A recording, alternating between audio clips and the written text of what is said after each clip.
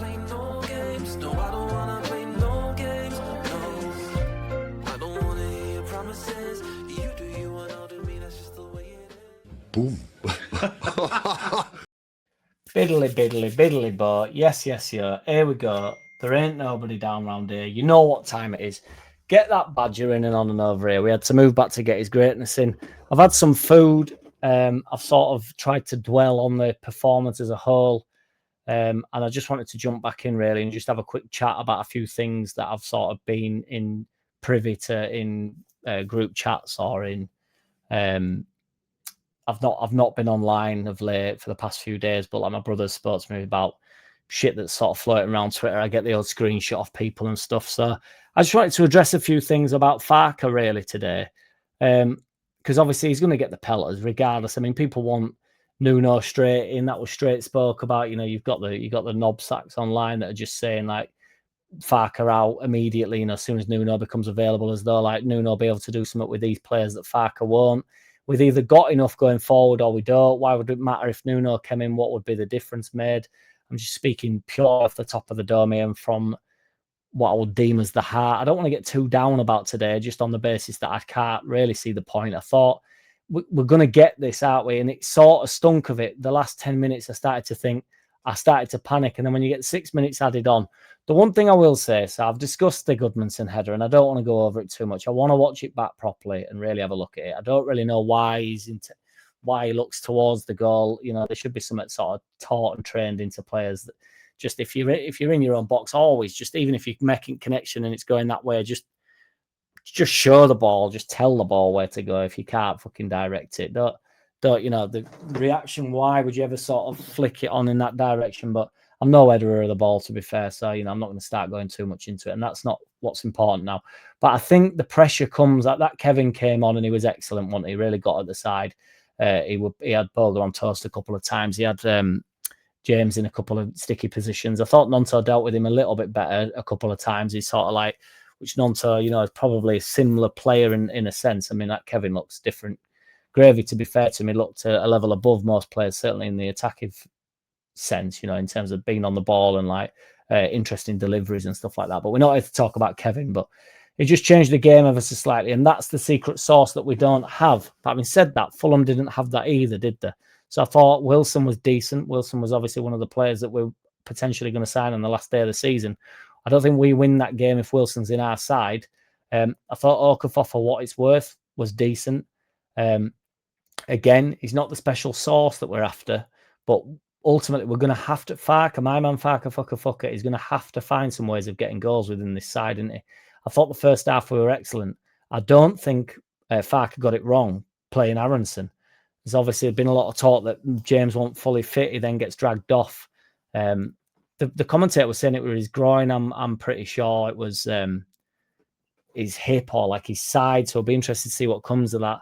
But James hasn't been at it. And ultimately, Nonto, it was harsher on Nonto to not be in the starting lineup than it was James. I know they've come back from international duty and all this stuff and people will put it down to that. But I don't really think, I think that's slightly overplayed. I think it's a bit of a call out, a bit of, you know, we're away from home, get Aronson on, who will shore the side up a little bit. And then Okafor maybe gets a little bit more of an opportunity to sort of express himself going forward. I thought DCL were good up top. He holds ball up well and he's a target man. He's somebody to whip the ball into. I was obviously as well, I thought the bench looked better that way around. And I'm not that guy. I know we spoke about this at length before, but, you know, I am very much you start your best 11 and you go from there. But what my point being is, I know nobody likes Aronson and it's fashionable not to like him anymore, but the best 11 was potentially that 11, you know. I thought Ampadu was excellent. His recovery time seems amazing. Thought Stack and Longstaff were good in there. Let's have it right. There's not a lot to moan about within that performance, in my opinion. We didn't get the 3 points and we didn't get a point. We should be scoring when we're on top, but we wasn't particularly, you know, firing on all cylinders. I think we had 10 shots on target. They had 5. If you put it into context, Sunderland had nothing today at Crystal Palace. It was awful for Sunderland in terms of shots on target and goal efforts on goal. I think they had 5 efforts on goal, 1 on target, or maybe not even. I don't think they had a shot on target. Sunderland. Let me check, but I'm pretty sure Sunderland didn't have a shot on target. The only reason I'm checking is because some Sunderland fans watch this and I get pellets for it. 6 shots, none on target. Crystal Palace had 14 shots, 6 on target. They had 44% possession, did Sunderland, which is the same amount as us. And we outperformed them in terms of, not that it matters on the shots on target. But my point being is, but they go home with the 0-0 with the point, don't they? Now you take that, don't you? If Sheffield United come up, which they're never going to come back up because they're shit now, but with Chrissy Wilder, that's what they did. They stunk the place out all year long, didn't they? And I don't think it's necessarily stinking the place out. I'm also not too worried about the standard of the Premier League, if I'm brutally honest. I don't think Fulham were... You can't win with some of the fans. So some fans say, oh, Fulham, because I was on board with it. 2 points out of 3 games for Fulham. It's no good. You don't want them to use us as a platform for them to develop and get better and have a better season. But I thought the game was there for the taking. But they finished 11th last year. They're a good side. Or they finished 10th, 11th last year. They are a good side. Accumulated about 54 points or something. It's, real good return from last year. So people obviously assume that they're going to kick on. Nobody thinks they're going to be in a dogfight. My only argument is that whenever somebody's below you, you've got to go out and beat them, regardless if it's the first game of the season when we played on the Monday, and if Everton are below you. Do you know what I mean? Or obviously that can't be the case on the first game of the season, but you catch my drift. You've got to beat everybody beneath you. Got to get straight stuck into Wolves now next week. Same away day. Wolves have been poor. They've been beat every single time they've played.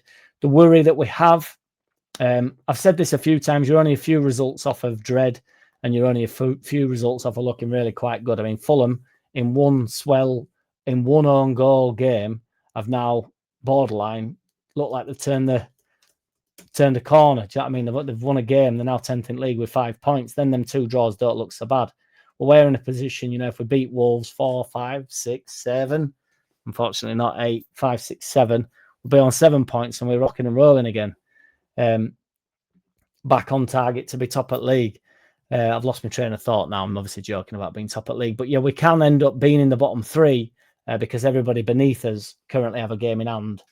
And obviously them games will be played over the rest of the weekend. So there's Man City immediately beneath us, Burnley, Brentford, West Ham. West Ham are currently 18th now. Hopefully none of them get a win. But obviously Man City are playing a different game. They're not going to be with us come the end of the season around this 14th, 15th spot. We're level on points with Notts Forest, level on points with Brighton, level on points with Man United. Again, Man United have got a game in hand on us, but Brighton and Notts Forest don't. I'm not even getting bogged down with the games played and stuff because I don't want people to think that I am suddenly looking at where we are in the league. I just don't, I did it as a laugh for the past couple of games on the basis that, we were sitting nicely in 12th and now we're 14th. But nobody's mentioning it. The only reason I've been using it is I've been doing it so that when this comes around and potentially we're in, I don't think we'll end up in the bottom 3 because I don't think Burnley, Brentford and West Ham will all win. I think Man City will probably get a win tomorrow at Man United, which hopefully they do. Just because I don't like Man United, do we? But so I don't think we'll end up in the bottom 3. But if we do, I don't want people to start saying that this is where we are in the league because nobody was saying 20 minutes ago when we were 0-0, sitting on 5 points and looking really quite nice, would have been literally in Fulham's position now in 10th, along with Newcastle. Nobody's saying that. Nobody does that side of things. It's just an interesting thing, way to go at it. But yeah, my overall thoughts on Farke is I don't think he got it wrong. I thought we were really competitive.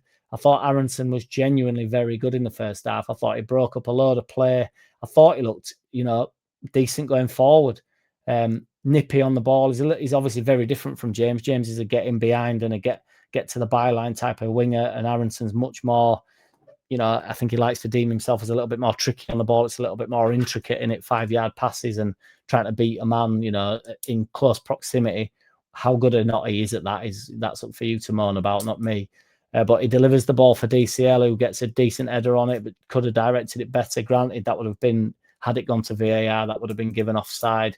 I just don't want to dwell too much. I want to try and lift everybody. Not lift everybody. I'm not fucking Lord. I'm not the saviour. But, just try and get a bit of rationale across just how I'm feeling.